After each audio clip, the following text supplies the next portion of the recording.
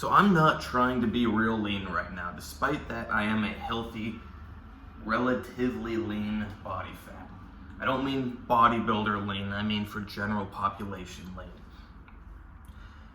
You'll hear all about how to lose weight, how to, eat less calories, how to do this, how to do that. But what people leave out is that there's two very important things that also must be met, one or the other, or kind of a mix of both.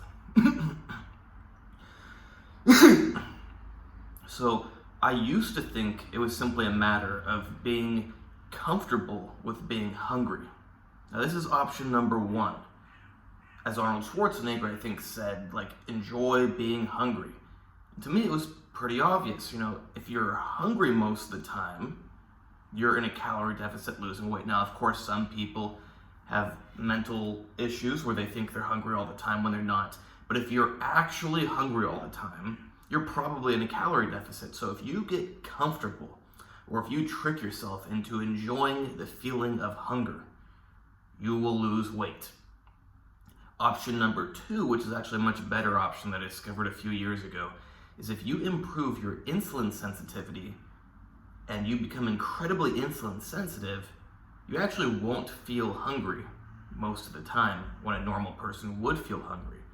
When you're incredibly insulin sensitive, you can go without eating for days and you will not feel hungry. For the average person who has very bad willpower, this is a much better option than simply dealing with the feeling of hunger. If you can remove the feeling of hunger, it's very, very easy to not eat and to lose weight. So how do you improve your insulin sensitivity? In short, you reduce the amount of sugars you're eating. And a good strategy is also to start spreading out your meals more. Start skipping meals. Oh, horrible, that's a horrible idea for weight. That's what people will tell you. But the reality is, if you start skipping breakfast and then skipping lunch and then only having one meal a day, now your body is getting more and more used to having no sugar coming. Now, you may go, but I'm not eating sugar. Doesn't really matter. You're eating sugar. Unless you're doing carnivore, you're getting sugar. You're raising your blood sugar several times throughout the day when you eat.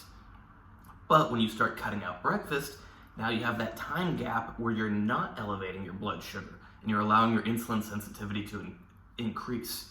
Then you cut out lunch also, and you have an even bigger time gap in which your insulin sensitivity can increase.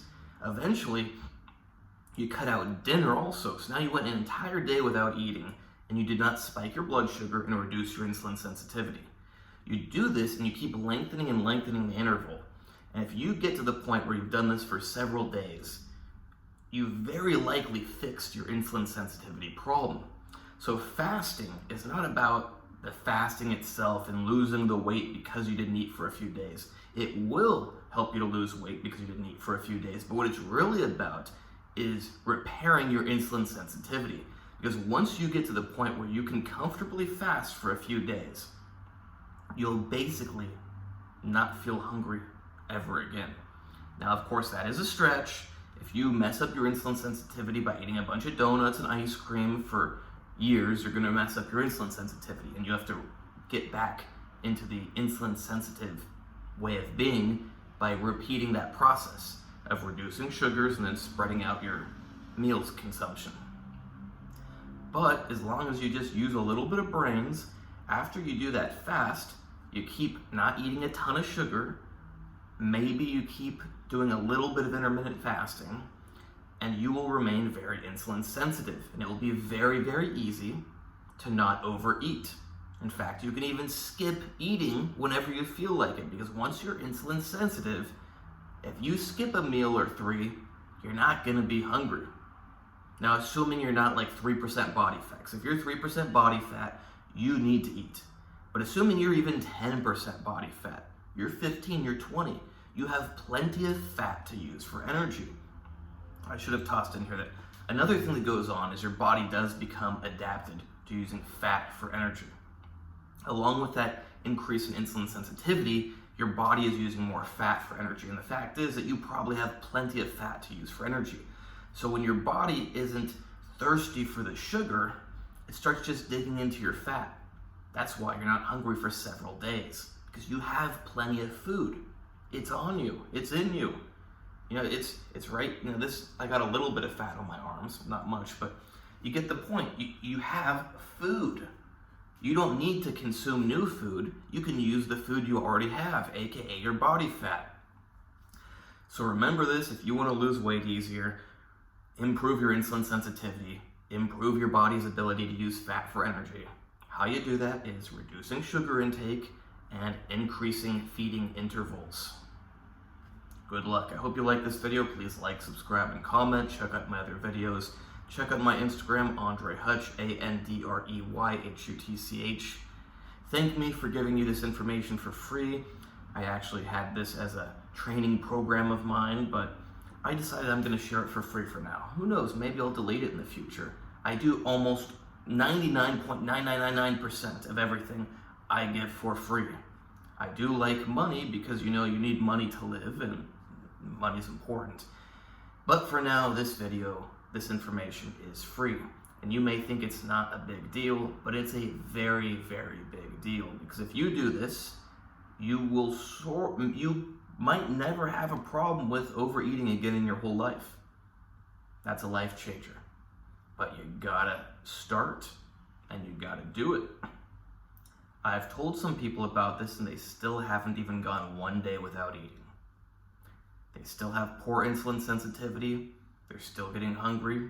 They're still eating chocolate bars every hour, 2 hours, whatever. You gotta actually do it if you want the results. And as I tell everybody, once you've done it one time, once you've fasted for like 3, maybe even 2 days, I don't know, but like once you've fasted for 3 days one time, you're pretty much set. Now I suggest repeating it to keep improving, but once you've done it once, it's a life changer. You can hire me on my Instagram for training, consultations, coaching, plans, whatever. Same thing with diet, same thing with supplements, same thing with special supplements, which are kind of like driving a car. If you put someone who doesn't know how to drive a car behind the wheel of a car on the freeway, probably going to be a disaster. Same thing with special supplements. If you don't know what you're doing, if you trust some random coach in the gym who also doesn't know what he's doing, but he's really big, so you think he knows what he's doing, it's probably going to be a disaster. These things are wonderful, amazing medicines, which can really improve the quality of your life, but they're also dangerous, potentially dangerous medicines if you don't know what you're doing. And most people do not know what they're doing. And you're probably not going to learn how to work with them by watching YouTube videos for 3 weeks. You're probably not going to learn even in 3 months. Some people even make the mistake of spending about 3 minutes on the internet. I'm not joking. I know people that do that. They think they know what they're doing because they're like, I Googled it. Google says this. It's like, I don't care what Google says. Throw that out the window. Listen to me.